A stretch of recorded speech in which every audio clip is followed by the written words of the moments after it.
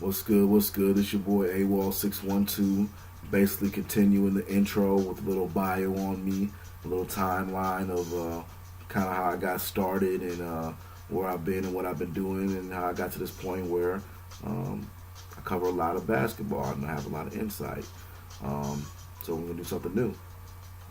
Basically, I started off doing videography with Prairie Seeds Academy and with Minneapolis Reign with Coach Jamil Jackson and Amar Miller, Tim Williams at PSA.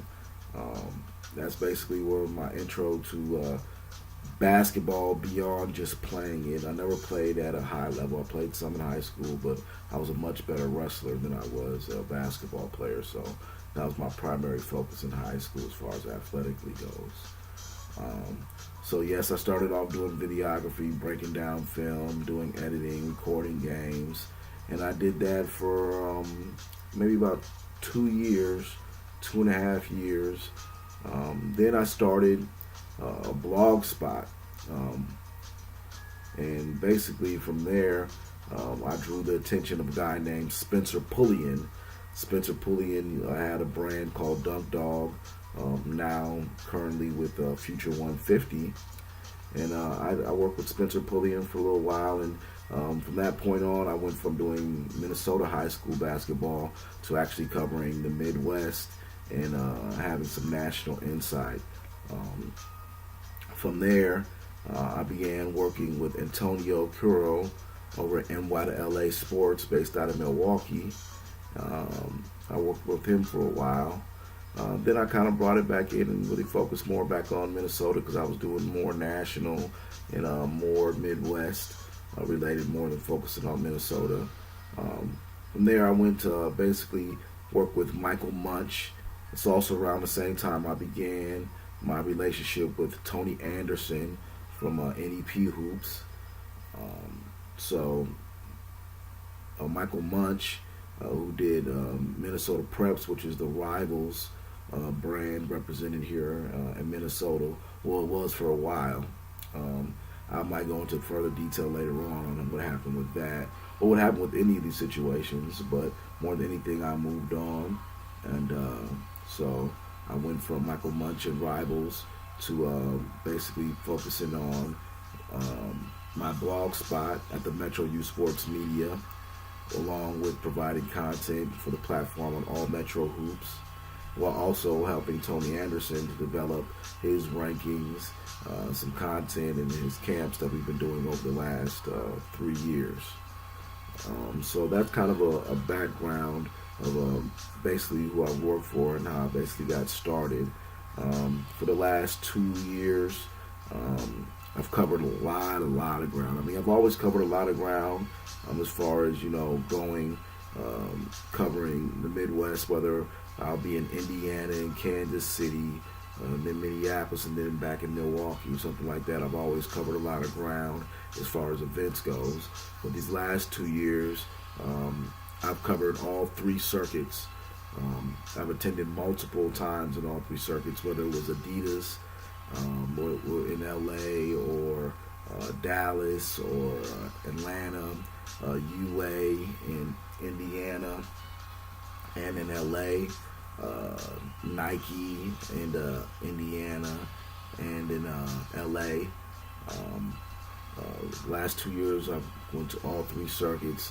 Also, I've covered a lot of the top independent brand tournaments, whether it be like at the Hardwood Elite,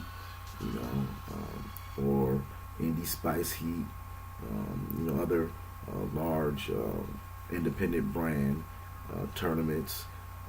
So my focus has really been on covering a lot of ground. Somehow I've got caught up in some of these local politics, and they think that I want to play these local games, and my focus has always been on the bigger picture. But I definitely have a focus and a lot of insight on Minnesota high school basketball. That is my base. That's where I am directly connected to the community at. That's where someone could be directly, I could see somebody in my community and see them at 8 years old, and then 6 years later, that kid is something to be reckoned with. So that's my connection to the community in a sense, and I believe that sports is a tool. Sports is a tool to create opportunity, and that's what I focus on, is trying to help student athletes take advantage of that tool to create opportunities through exposure, through media, but more than anything, just through relationships. One thing that doesn't get discussed, and I probably won't have no reason to discuss it at all, is that probably for every tweet that I might send out or every piece of content, I'm probably messaging or DMing or on Facebook with 2 to 3 times as many athletes. I spend a lot of time just being a positive influence and encouraging them. All my social medias are PG-13. You never see me doing anything too wild. Even that I am AWOL, and in person, things can happen. But as far as my social media, I keep it, to a minimum. But I am controversial in the fact that I stand for something. Very few people stand for something, and very few people have the insight to pay attention the way I do. When your child or your student, is in 15U, 16U, 17U, that 3-year period, that's the premier time for you to get recruited and create an opportunity for post-secondary education scholarship.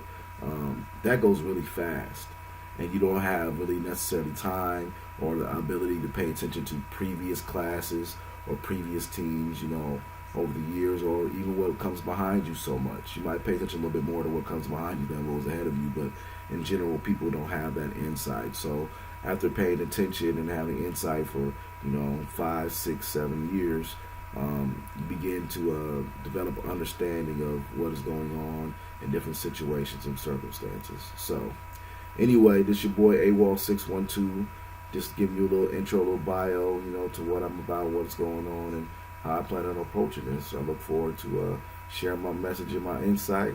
Peace.